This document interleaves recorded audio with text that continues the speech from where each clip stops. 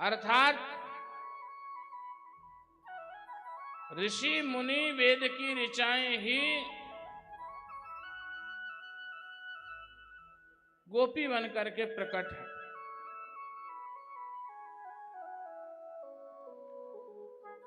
जिस समय भगवान राम दंडकारण्य में विचरण कर रहे हैं, उस समय दंडकारण्य वासी ऋषि मुनियों ने, योगी जनों ने, सिद्ध जनों ने भगवान के रूप का दर्शन किया तो भगवान पर मोहित हो गए। और जब मोहित हो गए तो उन्होंने, वो सभी ऋषियों ने पद्म पुराण में ये कहा है, पुरा महर्षया सर्वे दंडकारण्यवासिनः दृष्ट्वा रामं हरिं तत्र भोक्तुमैक्षन्त विग्रहम्। राम के रूप को देख करके उन सभी ऋषि महर्षियों की इच्छा भगवान को आलिंगन करने की हुई। भगवान के श्री विग्रह पर ऐसे मुग्ध हो गए, उस विग्रह को भोगने की इच्छा हुई।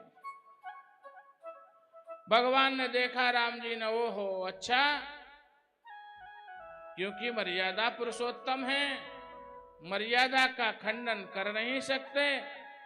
तो उन भगवान ने, राम ने कहा, अरे ऋषियों, ते सर्वे स्त्रीत्वमापन्ना, अगर आपकी इच्छा है तो मैं आपकी इच्छा को खत्म नहीं करता, लेकिन समय जरूर लगेगा, मुझे समय दो।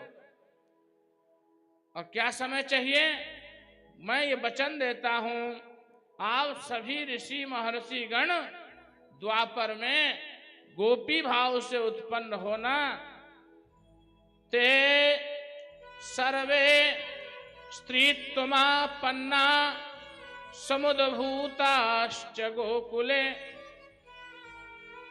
स्त्री भाव से संभेत हो करके गोकुल में उत्पन्न हो, और मैं हरिं संप्राप्य कामेन, मैं आपकी कामनाओं को तृप्त करने के लिए ततो मुक्त्वा भवार्णवात्, मैं आपकी कामनाओं को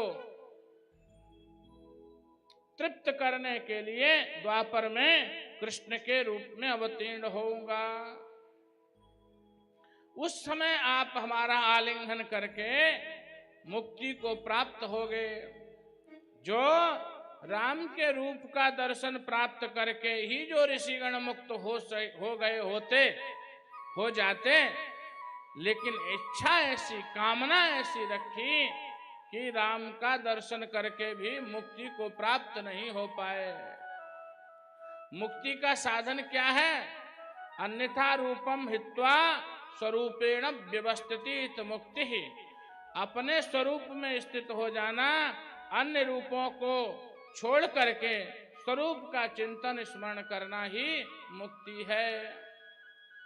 इसीलिए चाहे पहले बाद में, मरते समय कोई भी अगर कामना आपके मन में शेष रह जाएगी तो आपकी मुक्ति नहीं हो पाएगी। चाहे भगवान ही सामने खड़े हों, अगर फिर भी कोई कामना शेष रह गई तो आपको पुनः जन्म लेना पड़ेगा। इसलिए पितामह भीष्म के सामने जब भगवान खड़े हैं, भगवान ने कहा, दर्शन करने